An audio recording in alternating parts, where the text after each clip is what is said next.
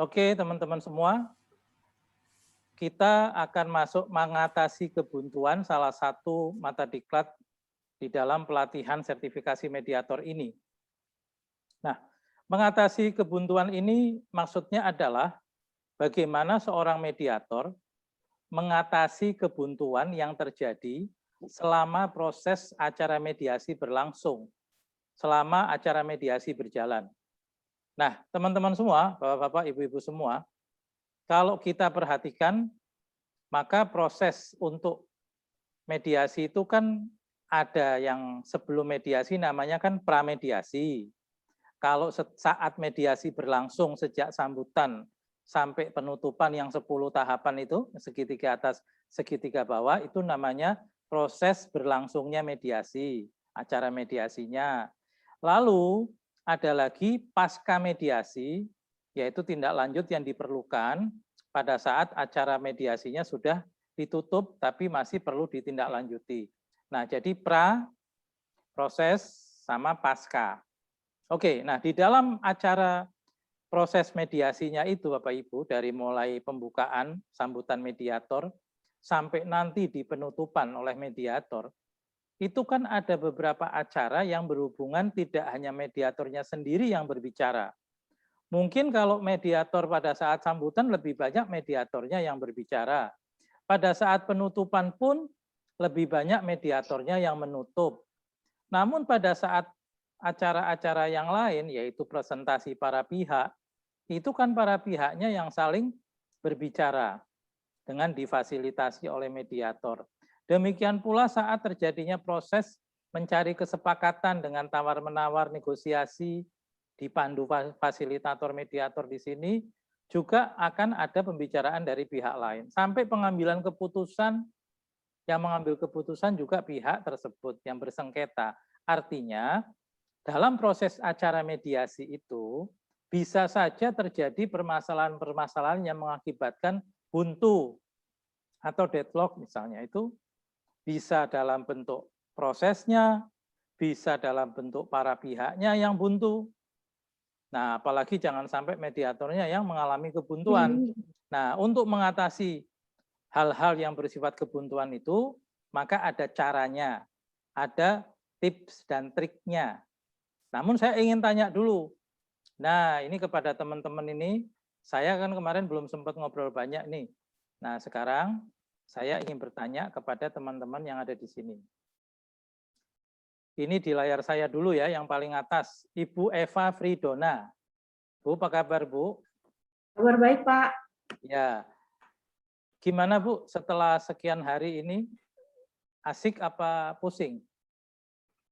Ya, ada pusingnya, ada asiknya, Pak. Tapi Oke, saya, ya. Ya, oke. Apalagi? Tapi satu hal yang baru memang tidak mudah langsung dikuasai. Saya senang, Pak. Ada Oke. belajar baru. Sip. Terima kasih Ibu Eva Fridona. Jangan khawatir, nanti setelah ini kan masih ada sesi role play. Banyak sekali, 7 role play nanti sampai hari terakhir.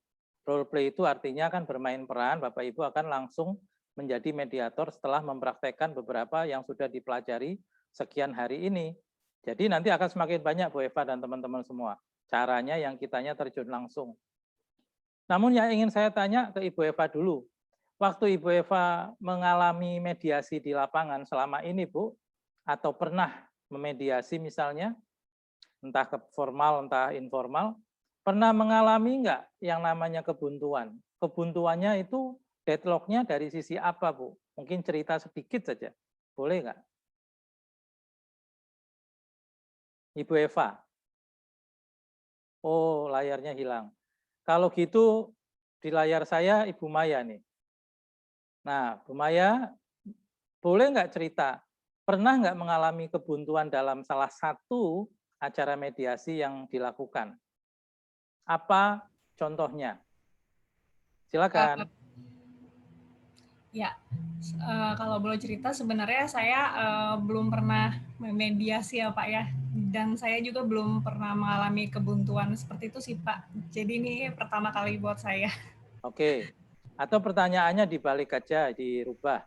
Pernah nggak mengalami mendamaikan teman atau ada yang di rumah atau di tetangga atau dimanapun yang mereka itu ribut sesuatu, terus Mbak Maya menanganinya atau menengahinya, pernah nggak?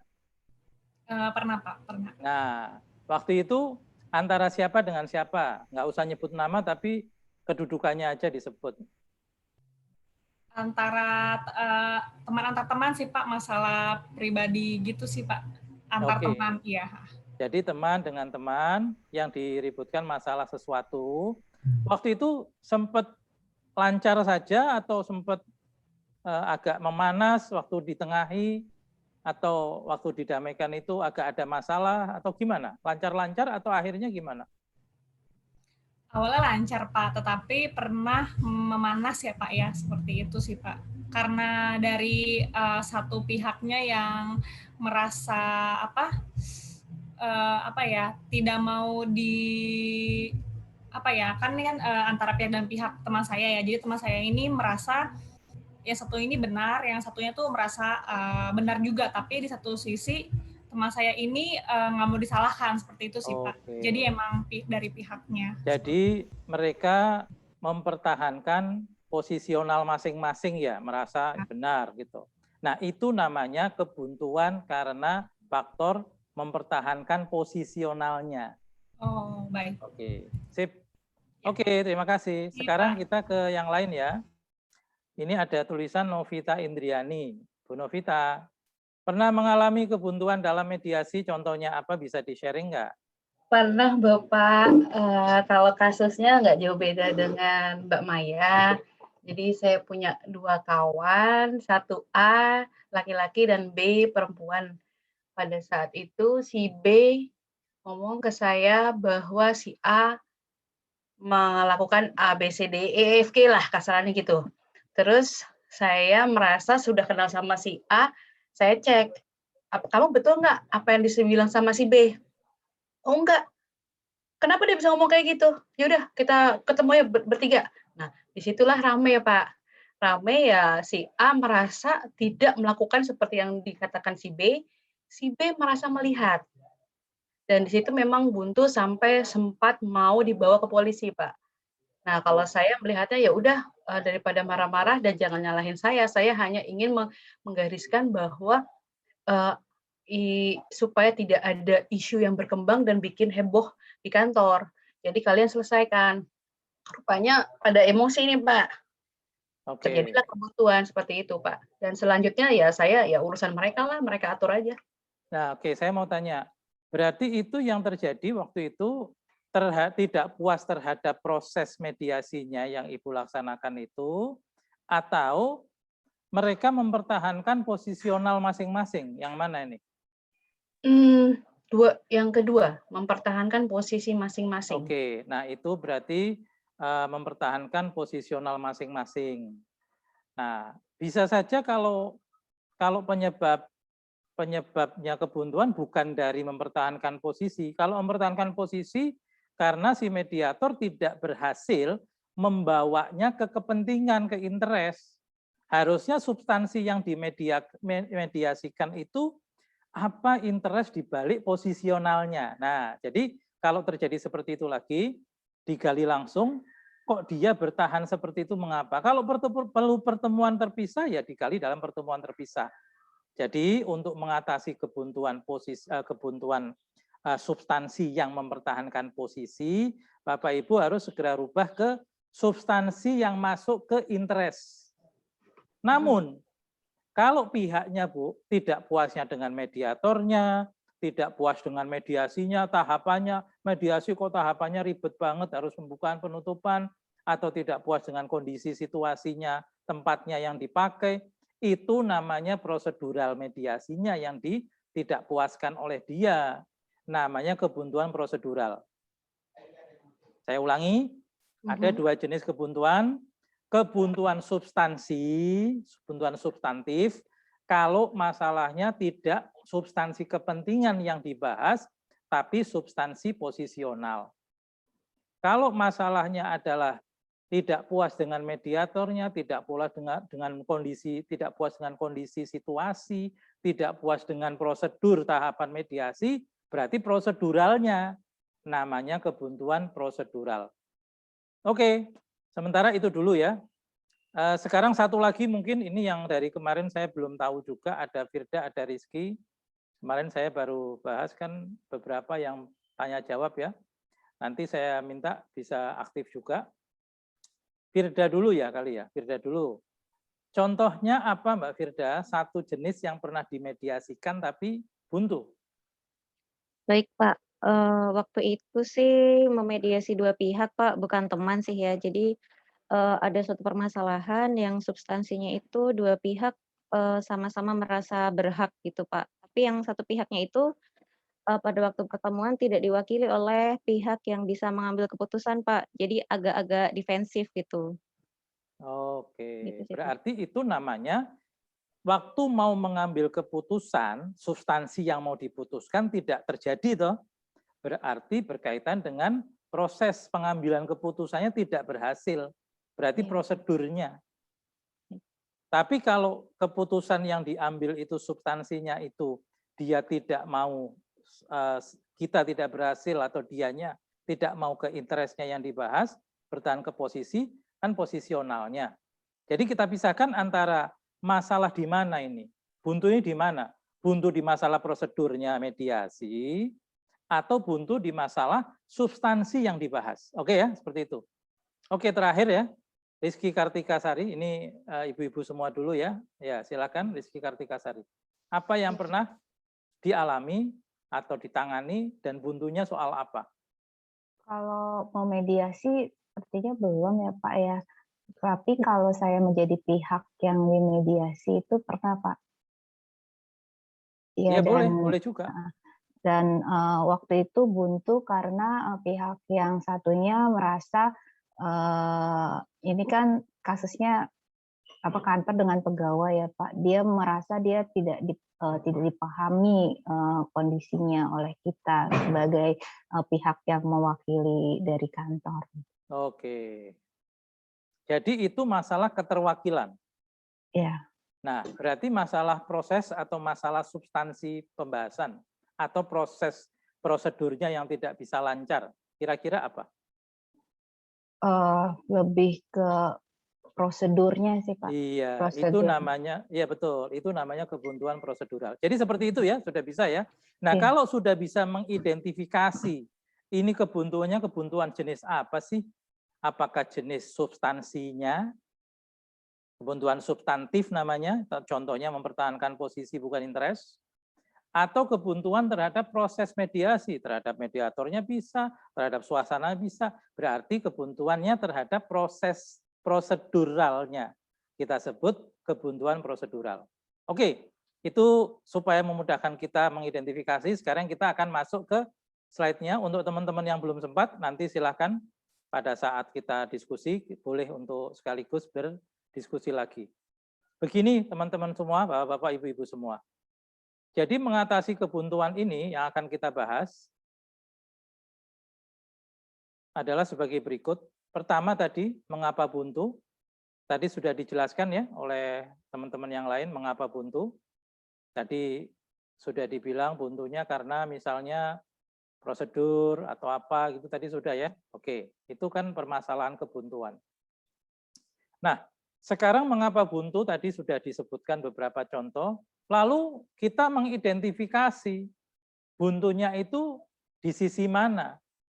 Jadi buntunya itu di sisi prosedurnya tidak lancar, atau buntunya itu di sisi substansi yang dibahas itu tidak ke interest, tapi masih tertarik-tarik, terdorong-dorong ke posisional terus. Yang namanya para pihak pasti pada saat dia berdiskusi, dia kan pasti fokusnya ke kepala dia sendiri. Bisa saja yang keluar posisional, pokoknya maunya begini, begini, begini, tidak untuk kepentingan diskusi ini. Makanya mediatorlah yang bertugas untuk membantu para pihak yang tadinya buntu tersebut, mediasinya mengalami kebuntuan, mediator harus bisa mengidentifikasi dan harus bisa membuat lancar kembali. Karena itu tugasnya mediator. Nah, kita akan bahas ada 7 aspek yang kita bahas. Pertama, pertanda kebuntuan itu contohnya bagaimana? Tadi yang sudah disebutkan teman-teman beberapa. Lalu yang nomor 2, lalu kalau terjadi kebuntuan esensinya kita harus bagaimana? Itu ada rumus 3J. Kemudian nomor 3, terhadap kebuntuan ini sesuatu hal yang masalah besar atau biasa? Kalau buat mediator itu biasa kebuntuan. Anda kalau memediasi pasti kadang-kadang pasti ya, hampir pasti mengalami satu kebuntuan. Bisa lebih dari satu. Kayaknya yang lancar-lancar aja sangat jarang sekali. Nomor 4, lalu diidentifikasi sumber kebuntuannya apa?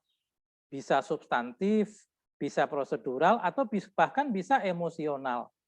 Nah, dari ketiganya itu nanti jalan keluarnya bagaimana? Mengatasinya bagaimana ini? Si mediator memprosesnya supaya lancar kembali bagaimana? Itu yang akan kita bahas, materinya seperti 7 hal tersebut. Sekarang kita lihat contoh pertanda terjadi kebuntuan. Jadi ini kalau ada pernyataan begini coba diperhatikan. Salah satu pihak atau kedua belah pihak ya, salah satu pihak bilang begini, yang nomor 1 ini yang paling atas, saya akan pulang sekarang. Dia mengatakan saya akan pulang sekarang. Pokoknya saya akan pulang sekarang, saya tidak puas dengan proses ini. Kira-kira kebuntuan apa? Prosedural atau substantif? Prosedural. Ya, dia mungkin tidak puas dengan prosedurnya ya. Mungkin kalimatnya bisa lebih panjang. Lalu waktu pengambilan keputusan, dia menanggapi keputusan pihak yang lain, pihak lainnya sudah memutuskan, lalu dia yang pihak ini bilang, ya itu terserah Anda. Loh, silahkan mengambil keputusan Pak. Ya itu pokoknya terserah dia mau mutusin apa. Jadi dia mengambil keputusan nggak akhirnya kalau dia bilang itu terserah Anda? Tidak bisa mengambil keputusan menyetujui atau menyepakati, dia bilang terserah. Dia itu bila bisa pilih mau menyetujui menyepakati apa yang diusulkan pihak sana atau dia punya sendiri usulan lain. Tapi kalau dia bilang terserah Anda, terserah mediator ini, terserah Anda ya. Yang mau mediasi kan para pihaknya dibantu mediator. Lalu kalau dia bilang misalnya ini yang ketiga, ini sangat tidak adil. Tidak adilnya terhadap apa? Misalnya kalau terhadap ini mediator ini sangat tidak adil, berarti dia tidak puas terhadap apa? Proses atau substansi? Proses, Pak. Proses, prosedural. Ya, jadi seperti itu. Ini contoh-contoh saja kalau dalam kalimat. Nah, ini yang menarik. Setelah pihak yang satu memberikan tawaran, pihak yang B diam, lalu pihak A memberikan tawaran lagi, sampai berkali-kali. Lalu dia bilang, mengapa kok saya harus memberikan tawaran-tawaran lagi sih? Tawaran dalam pengambilan keputusan itu loh. Dalam negosiasi kan ada tawar-menawar. Nah, coba diamati ini kira-kira masuk mana? Kebuntuan prosedural atau kebuntuan substantif? Kalau prosedural berkaitan dengan proses mediasinya. Substantif. Posisinya ya, jadi dia tidak bisa mengambil keputusan atau apa, nanti kita lihat ya. Oke, sekarang yang bawahnya, ini malah para pihaknya bilang begini, teman-teman. Kepada mediatornya dia bilang begini, loh kok mengapa sih kok mediator sekarang setuju dengan pihak sana? Nah, jadi yang dipermasalahkan siapanya ini? Mediatornya. Mediatornya. Iya, jadi prosedural, proses, atau substansi keputusan. Ini proses ya. Nah, ini menarik lagi pada saat mau mengambil keputusan nih, mediasinya sudah jalan, sudah beberapa kali pertemuan, lalu mau mengambil keputusan. Nah, pihak yang satu menghindar dengan cara bilang, saya harus berkonsultasi dulu dengan atasan. Kalau memang seperti itu tinggal ditanya berapa jam, kapan, pihak yang satunya setuju tidak, gitu. Tapi kalau dia menghindar, maksudnya berarti dia tidak mau mengambil keputusan. Sehingga proses mediasinya tidak bisa berjalan dengan lancar. Berarti kebuntuan apa? Prosedural. Prosedural. Ya, oke. Nah, sekarang intinya 3J. Jangan panik, jangan menyerah, jangan biarkan mereka bubar. Ini kuncinya bagi mediator. Kalau menghadapi kebuntuan itu kan biasa itu. Jangan panik, jangan menyerah, jangan biarkan mereka bubar, apalagi kalau yang bubar mediatornya. Jangan sampai terjadi.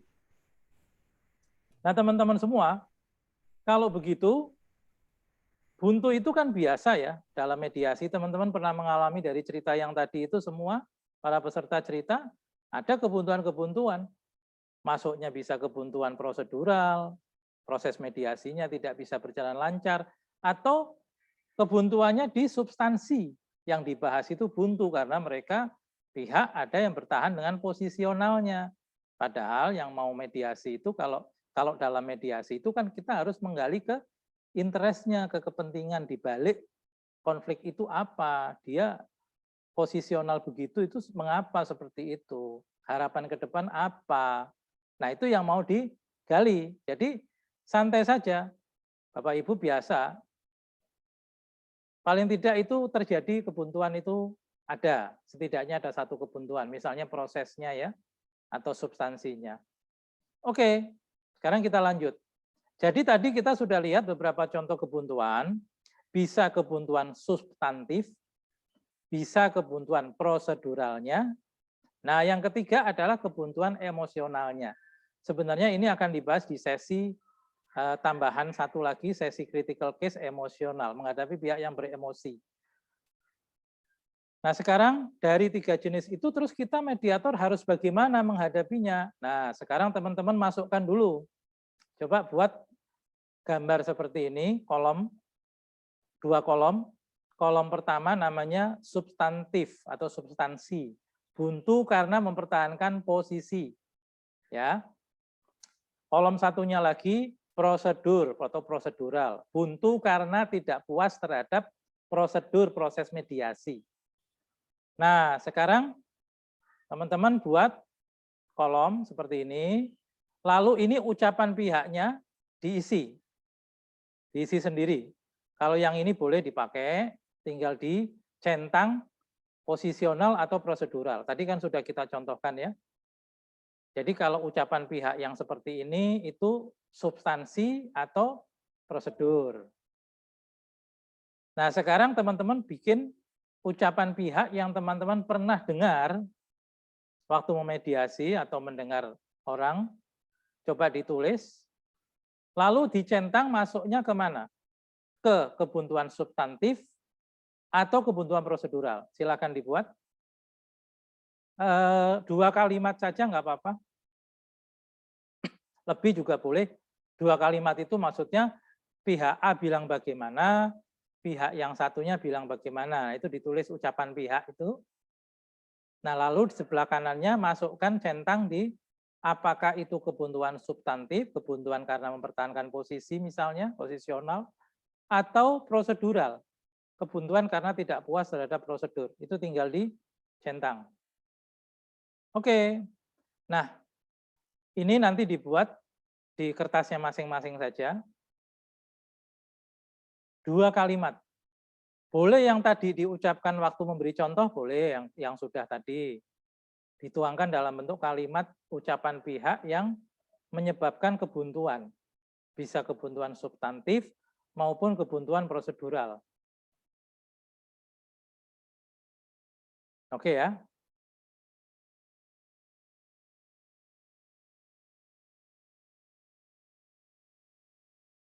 Oke, sambil memikirkan, sambil menulis, saya lanjut dulu ya. Nah, sekarang begini, Bapak, Ibu-Ibu, teman-teman semua. Lalu, kalau kebuntuan substantif misalnya tadi, harus bagaimana? Jadi, kalau kebuntuan substantif, itu berarti nomor 1, kita mengajak mereka fokus pada kepentingan. Kan yang bisa menggiring mediatornya, agar mereka fokus ke interest. Sehingga mereka tidak bertahan ke posisionalnya. Caranya yang kedua, perluas arus informasi, arus data. Mungkin hanya informasinya sepotong-sepotong saja. Datanya belum bisa diceritakan semua. Maka mediator membantu komunikasinya supaya bisa lebih luas. Dan membantu pemahaman waktu komunikasi itu berjalan. Makanya kan mediator mengulang, Kemudian bertanya lebih dalam, tujuannya di samping untuk mediatornya memahami, yang lebih penting lagi pihak yang satunya kan mendengar dan memahami lebih dalam. Jadi fungsinya mendengar, mengulang, bertanya lebih dalam, itu supaya para pihak yang hadir semuanya, bukan hanya mediatornya ya, semuanya yang hadir, pihak A, pihak B, bisa lebih dapat pemahaman yang lebih baik. Yang nomor 3, kadang-kadang kebuntuan substantif karena ini berkaitan dengan substansi yang dibahas, itu masih melekat saja di posisional terus. Nah, itu coba dilakukan brainstorming. Brainstorming itu berarti mengajak mereka untuk olah pikir terhadap hal-hal yang lebih bagus lagi, yang lain daripada yang lalu. Ingat, mediasi membahas sesuatu ke depan. Harapan Anda apa? Mediasi jangan sampai terjebak membahas sesuatu yang telah lewat. Yang salah siapa, yang benar siapa. Buktinya waktu itu bagaimana, itu yang telah lewat yang menyebabkan konflik. Oleh karena itu, substansinya Anda bawa ke depan. Mengapa itu terjadi dan bagaimana, dilanjutkan dengan pertanyaan, bagaimana menurut Anda cara memperbaikinya? Kan berarti ke depan. Setelah itu, lalu dari perbaikan tersebut, harapan Anda ke depan apa? Itu pertanyaan ke depan semua. Jadi harus kreatif. Atau lakukan penundaan terhadap satu subjek substantif yang masih alot. Jadi misalnya ada 3 agenda, agendanya Anda 1 lancar, 2 lancar, 3-nya kok substansinya ini macet nih, ya ditunda dulu, masuk ke substansi berikutnya. Nah, kalau masalah substansi yang dibahas itu ternyata membutuhkan kehadiran ahli, ya misalnya kalau saya menangani masalah sengketa kontrak pengadaan pemerintah, di situ membutuhkan ahli PBJ, ahli pengadaan barang dan jasa pemerintah. Nah, nanti pihaknya membutuhkan enggak penyelesaian A, pihak A membutuhkan, pihak B membutuhkan. Nah, maka apabila mereka sepakat menghadirkan ahli, ya ahli dihadirkan. Ahli di sini hanya memberikan penjelasan dari sisi substansi peraturan regulasinya misalnya di mana. Bukan ahli yang menjadi saksi.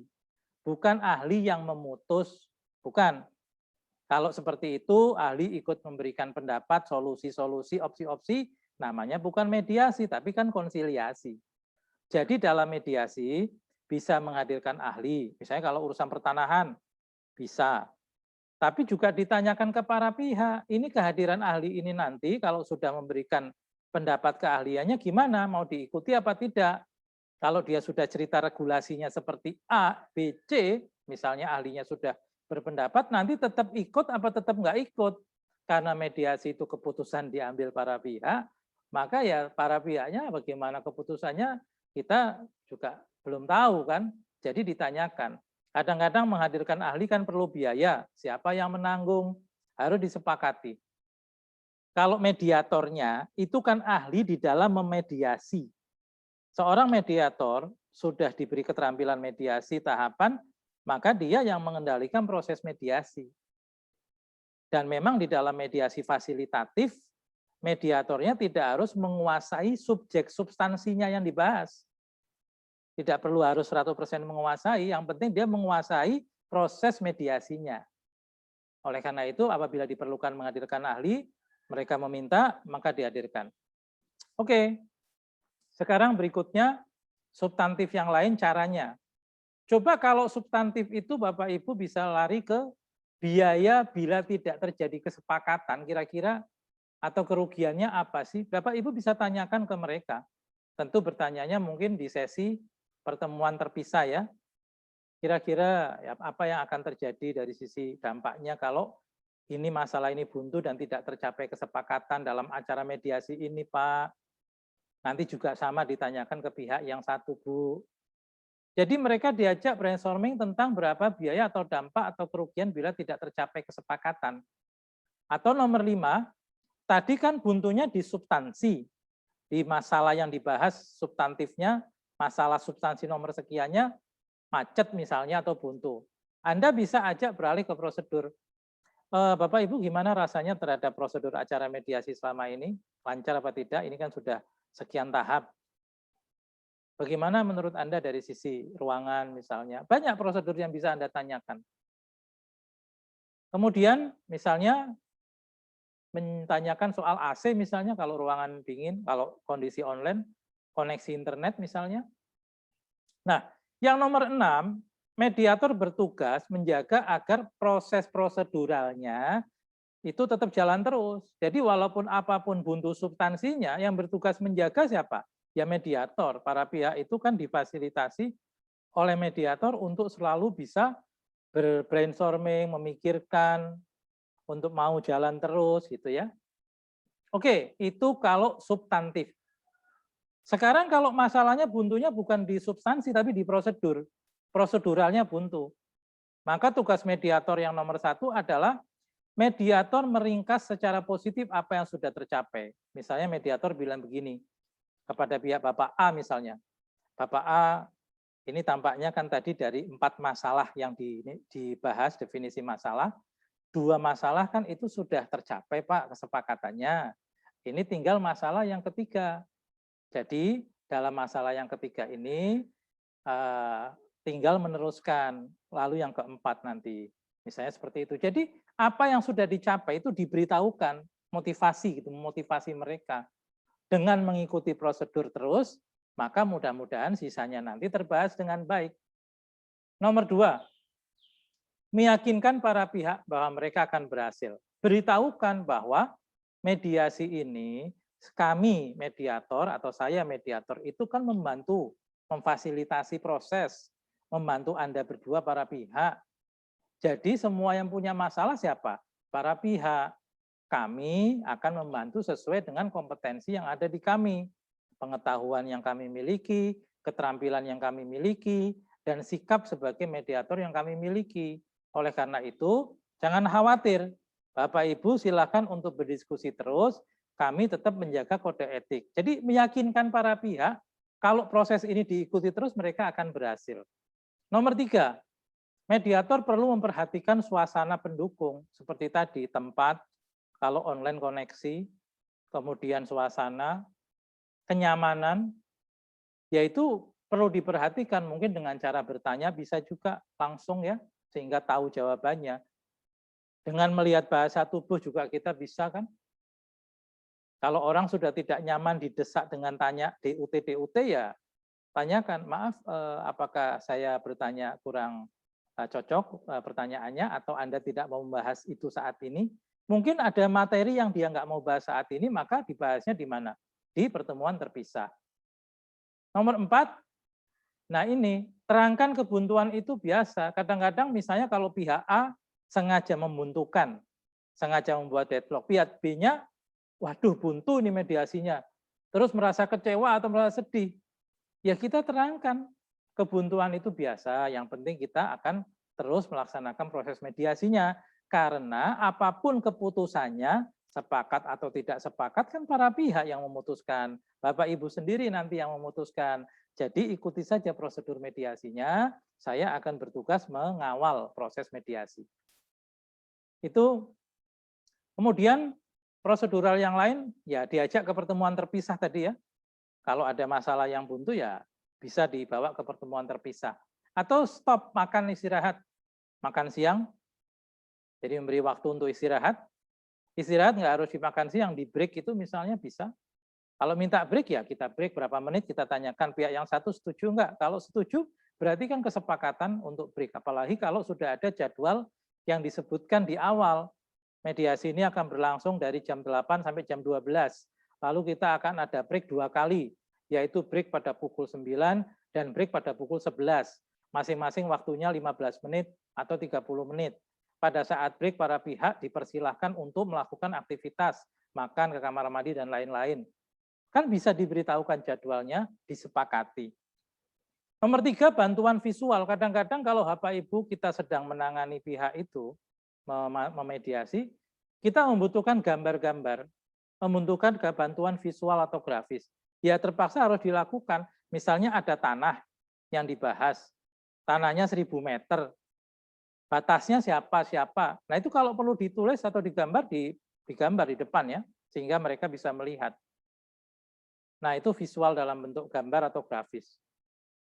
Kemudian nomor 4, kalau prosedur yang dibahas adalah terhadap mediatornya, tidak puas terhadap mediatornya, tawarkan ganti mediator. Jadi tawarkan, mungkin Bapak Ibu tadi kalau ada yang misalnya tidak puas bilang, saya nggak suka mediator ini tidak adil tadi. Padahal kita bukan mau membawa ke keadilan kan, wong kita mau mereka yang memutuskan. Nah itu bisa Anda tawarkan ganti mediator, tapi beritahukan prosesnya. Untuk mengganti mediator, langkahnya adalah Anda nanti harus memilih lagi mediator yang ditunjuk. Kemudian mediator yang ditunjuk mungkin akan minta presentasi lagi, atau nanti akan meminta kelanjutan bagaimana kelanjutannya. Tergantung peraturan di tempat masing-masing kalau Anda lembaga. Kalau Bapak Ibu bekerja di lembaga mediasi, maka juklak juknisnya SOP-nya kan ada. Kalau Bapak Ibu sebagai mediator independen, maka Bapak Ibu yang menawarkan caranya, apa menawarkan ganti satu tim atau dengan ganti orang lain, tapi efek ganti kan membutuhkan waktu dari mulai proses penunjukan lagi sampai selesai. Oke, itu kebuntuan prosedural. Nah, ada lagi kebuntuan emosional, tapi materi ini sebenarnya akan dibahas nanti di sesinya kebuntuan emosional itu kalau tidak salah sesi besok. Ibu Aswini mungkin yang akan bahas, jadi saya tidak banyak membahas, saya hanya membahasnya begini. Kalau ternyata yang terjadi adalah emosinya, yang emosi itu kan perasaan ya, emosi itu jangan diartikan hanya marah ya, emosi itu kan rasa, perasaannya, bisa emosi dalam bentuk marah, bisa emosi dalam bentuk sedih, nangis terus, kan bisa. Nah, pertimbangkan mengganti negosiatornya atau pendukung lain. Jadi kalau masalahnya ada dari pihak merekanya, terlalu vokal, tidak mau bisa diajak membahas ke substansi. Dari tadi ngomongnya itu terus seperti sudah disetel. Maka Anda harus tanya, mungkin ditanyakan ke pihak pada pertemuan terpisah, atau kalau dia perwakilan, maka sebelum pramediasi ini perlu dibahas tadinya mestinya. Siapa yang akan diajukan menjadi pihak yang berhadapan di dalam mediasi. Perwakilannya siapa.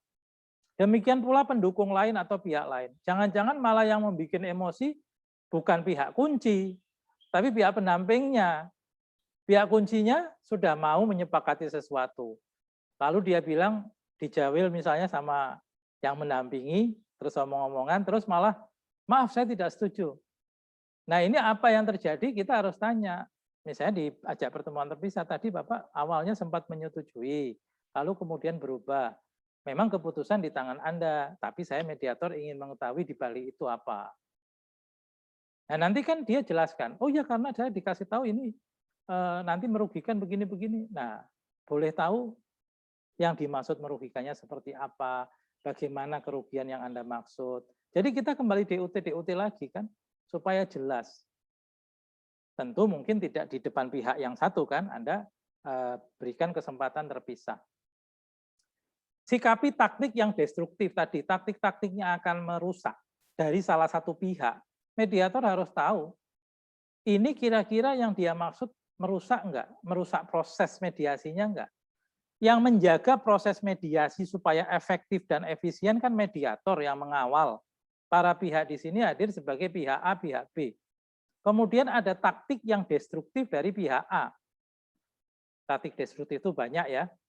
Mengancam, mau merusak, mau memukul misalnya. Nah ini banyak hal.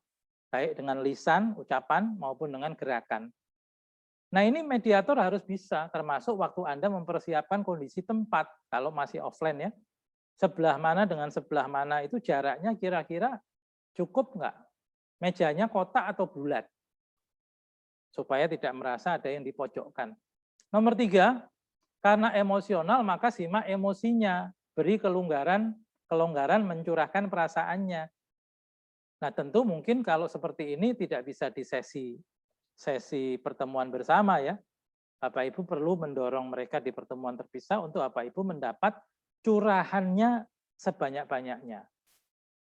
Kan lebih mudah kalau pihak itu berbicara, mungkin tidak ada pihak yang satunya lagi, dia baru mau jujur. dia baru mengemukakan perasaannya. Bisa jadi seperti itu. Nah, tetap yang bertugas menjaga agar proses terkendali siapa? Ya mediator. Oleh karena itu mediator perlu memperhatikan bahasa. Bahasa yang mereka pakai itu dalam konteks lingkungan di daerah itu seperti apa? Wajar nggak itu dipakai? Makanya ada mediasi interkultural ya, antar budaya, benturan budaya, yang satu berlatar belakang budaya apa, yang satu berlatar belakang budaya apa, penggunaan bahasanya dimaklumi enggak? Kalau Bapak Ibu memediasi sesama orang yang elit, orang yang pendidikan tinggi misalnya mungkin beda ya. Tapi kalau komunitas dengan personal, perusahaan dengan komunitas seperti kemarin kan bisa antar personal, antar grup, antar organisasi atau antar kelompok, kemudian lintas di antara mereka, termasuk antar komunitas atau komunitas dengan perusahaan. Nomor 3, coba masuk ke nilai yang diperselisihkan. Jadi jangan terjebak ke nilai absolut. Misalnya rugi 90 miliar atau rugi 90 juta. Itu prosentase coba masuk. Oh, 90 juta itu ternyata 9%. Kalau bicara 9% mungkin pemikirannya berbeda. Emosinya tidak marah lagi, cuma 9%, di bawah 10%. Kalau berpikir angka absolut mungkin beda lagi kan cara mendengarnya. Nah, ini termasuk cara untuk mengatasi kebuntuan emosional. Nah, yang keempat, ya kebijaksanaan dari semua pihak, termasuk dari mediator, kalau ada pengecualian atas aturan. Apa contohnya? Misalnya yang satu merokok, dia emosi kalau nggak merokok. Ini gara-gara nggak merokok, saya jadi emosi. Ya, pengecualiannya gimana? Apakah dalam proses mediasinya boleh merokok? Kalau online mungkin nggak ada masalah di tempat masing-masing, kan? Kalau physically tatap muka. Atau diberi break. Tanyakan pihak yang satu, setuju nggak dengan break untuk masing-masing bisa melaksanakan. Yang satu mau merokok, merokok. Yang satu kamar mandi, kan boleh pilih. Itu kebuntuan emosional. Nah, jadi intinya, apapun kebuntuan yang terjadi itu Bapak Ibu, baik kebuntuan substantif, kebuntuan prosedural, kebuntuan emosional, tugas mediator mampu mengidentifikasinya. Ini jenis yang mana? Lalu kemudian tugas mediator mampu untuk mengurainya, membantunya agar selesai, tidak buntu lagi. Oleh karena itu, dengan para pihaklah mediator bisa melaksanakannya, karena kan yang hadir para pihak. Oke, demikian Bapak-bapak, Ibu-ibu, teman-teman semua. Dari saya sementara itu dulu yang bisa saya sampaikan. Silakan.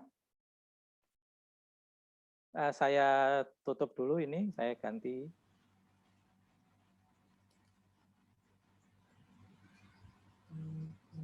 Apakah masih mendengar, Bapak-bapak, Ibu-ibu, teman-teman? Masih, Pak. Oke. Ini waktunya tinggal 10 menit. Jadi 9.30 kalau tidak salah ya, kita akan habis waktunya. Oleh karena itu gunakan kesempatan kalau ada yang mau diskusi. Silakan. Dari ketiga jenis kebuntuan sudah bisa mengidentifikasi, sudah tahu jenisnya apa saja. Contoh-contoh yang perlu diidentifikasi apa saja tadi sudah tahu. Kemudian caranya, tekniknya, mengurainya bagaimana. Memang itu juga harus dipraktekkan. Itu kan kisi-kisinya saja ya. Itu kisi-kisinya saja Bapak Ibu lah yang harus mempraktekannya. Nah sekarang mungkin Pak Sugian ini, silakan. Terima kasih Pak. Ya Pak, sebenarnya saya mau kembali ke kasus Pak. Kasus yang tadi diminta cerita. Sebenarnya saya bukan kapasitas sebagai mediator, tapi saya waktu itu diminta mewakili dari pemerintah. Ada sengketa lahan Pak antara masyarakat adat dengan perusahaan. Kemudian masyarakat ini memportal jalan masuk. Nah, terjadilah jadi perusahaan memanggil aparat BRIMOB dengan senjata lengkap, kemudian masyarakat adat biasa karena di Kalimantan Dayak, dia bawa senjata lengkap, tombak, parang. Nah, di posisi yang di portal Pak, jadi masyarakat meminta bahwa portal tidak boleh dibuka karena itu jalan mereka. Ini hak mereka. Nah, kemudian sudah genting-gentingnya lalu salah satu perwakilan perusahaan meminta ke saya mengambil keputusan. Apakah dipaksa buka oleh aparat BRIMOB, waktu itu sekitar 20 anggota, atau bagaimana. Lalu saya bilang, karena ini suasananya agak memanas, masih bisa didengar, Pak? Ya, memanas. Terus, Pak? Ya, karena memanas, lalu saya minta masyarakat biar tetap di situ, kondisi portal tetap ditahan, tetap tidak dibuka, tetapi BRIMOB kembali ke kantor perusahaan. Nah, dari situ, dari yang Bapak ceritakan itu, apakah ini kebuntuan substansi, Pak? Oke. Kira-kira Pak Sugyan, waktu itu proses mediasinya berjalan atau belum? Yang kedua, sudah ada pembahasan tentang masalah butir-butirnya apa? Jadi kalau pembahasan butir-butir masalahnya belum bisa didefinisikan, maka mediasi itu tidak bisa menemukan substansi apa yang mau didiskusikan. Jadi coba dianalisis waktu itu, prosedur mediasinya yang macet, gara-gara satunya tidak mau dimediasi, terbukti dengan tidak maunya dimediasi itu, tidak ada presentasi para pihak. Bagaimana kita bisa mendengar? Kalau hanya membaca dari laporan yang telah lalu, itulah laporan konfliknya. Yang mau dimediasikan atas kejadian konflik yang lalu, substansi apa yang mau didiskusikan, lalu nanti ke depan bagaimana kesepakatannya. Nah, kira-kira Pak Sugyan, yang Pak Sugyan maksud tadi, itu sudah terjadi proses mediasinya belum? Proses mediasinya masih belum, Pak. Jadi Ya. masyarakat masih batas menutup jalan, akses jalan. Iya, berarti prosedural mediasinya belum bisa berjalan, Pak. Kebuntuannya ya tidak jadi mediasi atau tidak mau dimediasi. Syaratnya mediasi mau itu kan kedua belah pihaknya sudah sepakat mau bermediasi, Pak. Misalnya ditunjukkan dalam penandatanganan surat persetujuan untuk mau mediasi. Pihak yang hadir siapa juga jelas. Kalau perwakilan maka harus ada surat kuasa perwakilannya. Misalnya seperti itu, Pak. Kalau direksi perusahaan berarti harus yang tercantum dalam akte. Kalau direksi mau menugaskan kepada pihak lain berarti yang bertanda tangan memberi surat kuasa penugasan ke GM-nya kan direksi yang ada dalam akte, Pak Sugyan. Jadi yang hadir harus pihak-pihak kuncinya. Nah, kalau ternyata itu apalagi kalau tadi Bapak bilang masa yang menjaga pagar, pintu pagar atau mengawal pintu pagar nggak boleh lewat portal, berarti sejumlah orang sekian mewakili siapa? Mewakili mereka semua. Jadi proses mediasinya tampaknya belum berjalan, Pak Sugyan, ya itu ya. Nah, tapi itu Pak bisa dikatakan walaupun proses itu masih belum berjalan, ini bisa dikatakan akan terjadi kebuntuan ini, Pak. Justru itu mediator kan tadi saya bilang harus bisa mengidentifikasi pertanda-pertanda kebuntuan, Pak. Sehingga supaya nanti tidak potensinya itu menjadi betul-betul buntu. Itu tugasnya mediator mampu mengidentifikasi. Bagus Pak Sugyan bilang, barusan kan tampak, Pak Sugyan sudah tahu ini. Ini kan nanti pertanda-tanda kebuntuan, Pak. Ya justru itu yang Bapak harus identifikasi, lalu nanti dianalisis dengan cara-cara tadi, Pak. Kalau misalnya kebutuhan prosedural, berarti tanyakan masalahnya apanya di dalam proses mediasi. Apa mediatornya atau perwakilan merekanya. Kalau masalahnya substansi, nanti dibahasnya pada saat sudah mediasinya berjalan. Kalau masih belum berjalan, Bapak melakukan yang namanya analisis konflik. Masih ingat kemarin? Bapak menggambar sesuatu, kemudian siapa aktor kuncinya, dipakai elips itu untuk menganalisis tentang konflik sebelum bisa kita masuk memahami betul konflik yang terjadi apa. Mungkin kalau dengan gambar lebih mudah daripada kita membaca setumpuk dokumen. Kan nantinya seperti itu, Pak ya. Ya, Oke, Pak Sugyan. Terima kasih banyak, Pak Sugyan. Terima kasih, Pak. Oke, kita masih ada waktu 5 menit yang ingin berdiskusi lagi. atau apa yang Bapak Ibu kurang di lapangan ya, terutama pengalaman di lapangan atau yang akan datang misalnya, tapi kalau yang akan datang belum terjadi, Bapak Ibu hanya bisa merangkai-rangkai kalau skenario begini gimana, kalau begini gimana. Tapi bisa juga dari pengalaman teman-teman. Silakan. Mediasi apa saja, mediasi sengketa apa, tanah, keluarga, masyarakat. Boleh. Ada yang pernah mengalami Izin, Pak. kebutuhan? Silakan Pak Dori ya. Iya Pak, jadi kalau kebutuhan, saya menanyakan masalah kebuntuan ini Pak. Apa bisa kebuntuan ini bisa diatasi dengan tata tertib yang kita berikan, sampaikan kepada kedua belah pihak.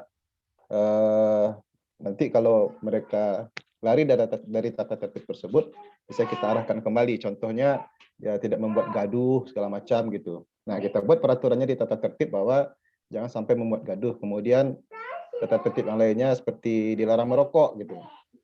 Nah, bagaimana Pak? Apakah itu salah satu solusi yang tepat atau bagaimana? Ya. Itu Pak. Iya Pak Dori. Jadi memang tugas mediator itu memberikan kejelasan tentang waktu, tentang tata tertib, dan itu dimulai pada saat mediasi, pada saat awal, pada saat sambutan itu, mediator kan menjelaskan mengenai tata tertib. Dalam acara mediasi ini tata tertibnya sebagai berikut. Misalnya, pertama, akan diberikan kesempatan bergantian untuk menceritakan presentasi masing-masing. Dimulai dengan pemohon, nanti baru termohon. Waktunya masing-masing 30 menit misalnya Pak. Bagaimana Bu? Bagaimana Pak? Oke. Yang kedua, pada saat presentasi pihak A, maka tugasnya pihak B mendengarkannya dengan baik. Mediator akan mengintervensi, menginterupsi apabila ada kata yang kasar, kata yang negatif, atau yang kira-kira menyinggung perasaan.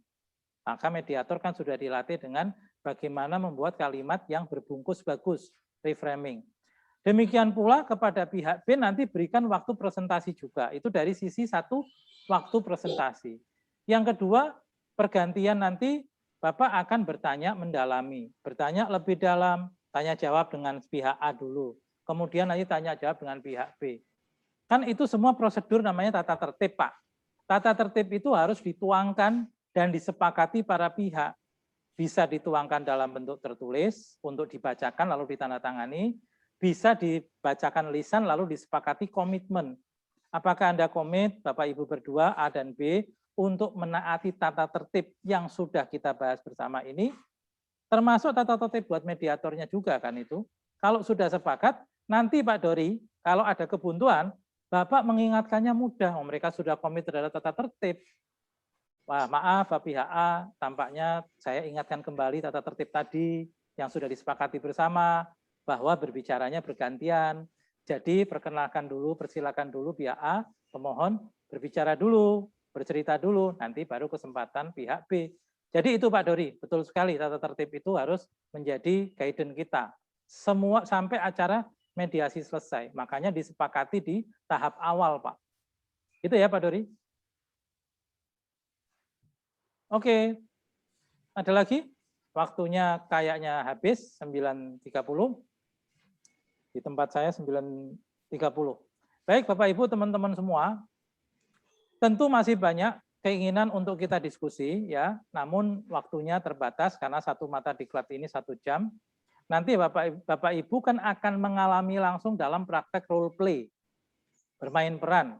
Hari ini ada pagi sampai sore, besok ada pagi sampai sore, besoknya lagi pagi sampai sore. Jadi jangan khawatir nanti di dalam bermain peran itu akan ada bentuk-bentuk kebuntuan seperti apa. Lalu mediatornya nanti akan dibantu coach yang mendampingi untuk menanganinya bagaimana gitu. Nanti setiap role play kan akan didampingi para coach.